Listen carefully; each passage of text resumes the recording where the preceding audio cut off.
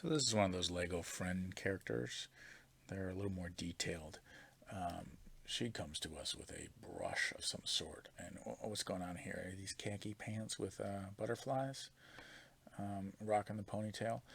Okay, we're looking at a married couple now filing jointly their taxes. And our author gives us one of these sample tables that give us an estimate of like married filing jointly, and like, hey, your taxable income is going to be approximately this if your income is somewhere within this amount. Like they're estimating to the $50 amount. And we're seeing that this Mr. and Mrs. Brown, that's funny that that's my last name is Mrs. Brown, their taxable income was 25,300. So they're either going to be paying, they're going to be paying somewhere within here, $2,652 or $2,658, somewhere within there. So what we're going to do is use the tax bracket from the previous page, which is this one, and we're going to calculate their 2018 taxes off of this $2,000 or $25,300. So the first thing we need to note is what is their maximum tax bracket for married filing jointly, and that $25,300 falls in the 12% tax bracket. So we only have to worry about these two brackets, which then means we need 10% of the first $19,050 that this couple earns. That they owe to the federal government.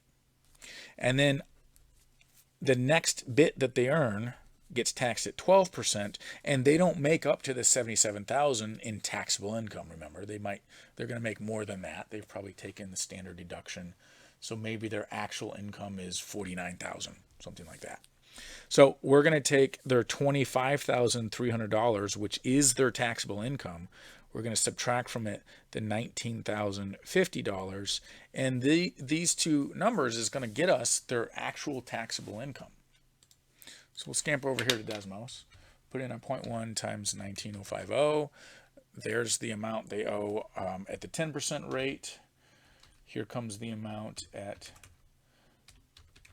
the 12% rate. And just, I'm doing these on separate lines because it makes it easier to check. Like if you make a mistake in an individual line, it makes it easier maybe to edit and see that mistake.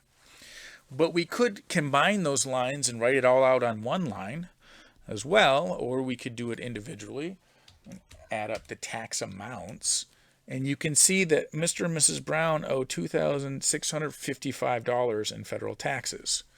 That's their tax liability on their taxable income. There you have it. This is a fun question. What would happen if you fail to pay your taxes? Well, you get a tax bill that adds interest to it over time. That's one thing that happens. Eventually, the IRS will catch up to you.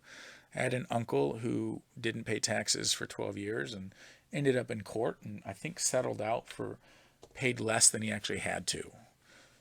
I think you can go to jail for not paying your taxes eventually. I don't know. There are those who think that income taxes are unconstitutional, and so they try to argue that. I'm like, that's a fun question. Let's leave that to the lawyers. Okay, so the other interesting thing is like where do your actual tax dollars go?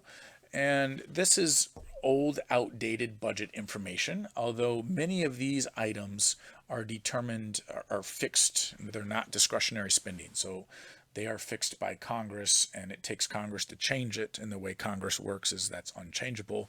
Whereas some of these other things I think are more determined by the White House budgets, these smaller percentages.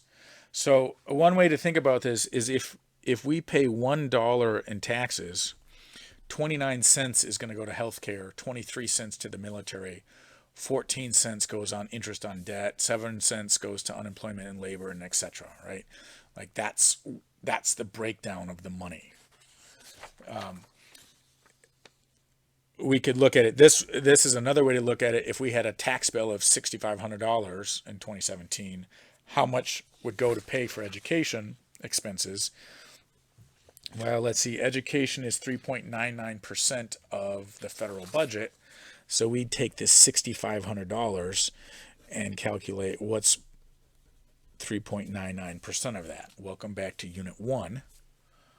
Let's scamper off and run that calculation.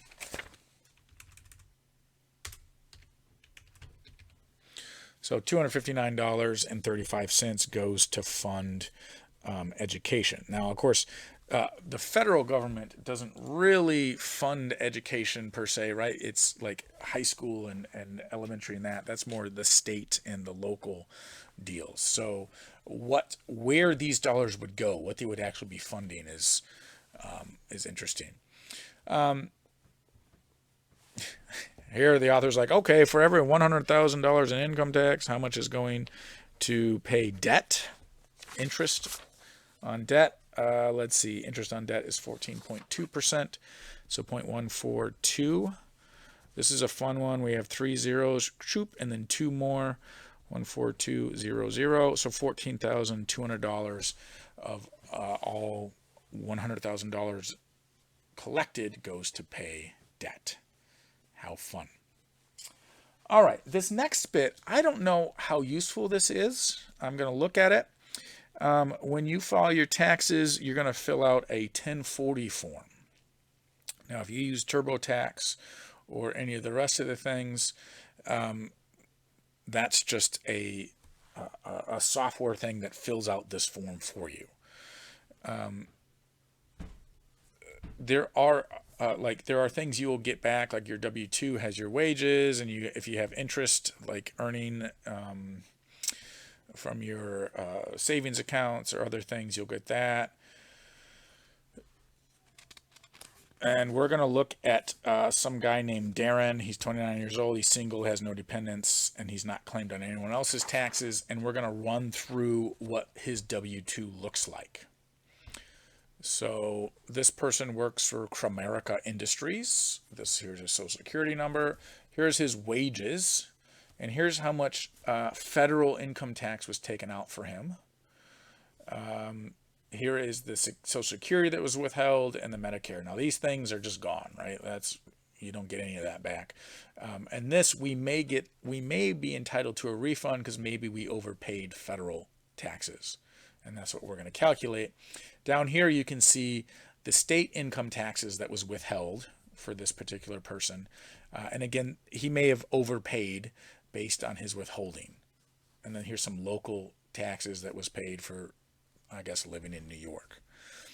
And then he's got a savings account where he earned $749.36 in interest. That gets accounted for as income, and he may be liable for some tax on that interest. Okay, so here is the 1040 form. And note, you've got all this mess you have to fill out. So we're doing things like, oh, this guy's single. We're putting his first name, his initial, his last name, his social security number. Since he's not married, we leave this blank. We've got some healthcare coverage that's going on here. Maybe they have it through their whatever deal. Do you want to... you're always asked, do you want to donate to the presidential election campaign funds? I don't, but you can if you want. And then there's all this mess that you can sign. So there's your 1040 form. Then we get to here, and we've got all of this mess that we have to fill out. So wages, salaries, and tips, line 1. We have to copy over the line 1 from our W-2. That was the $58,584.78. And then line 2A, I believe is blank here. All of this stuff is blank.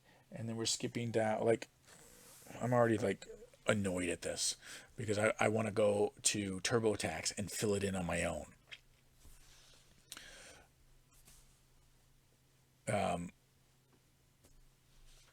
But I think I need to make a separate video for the rest of this.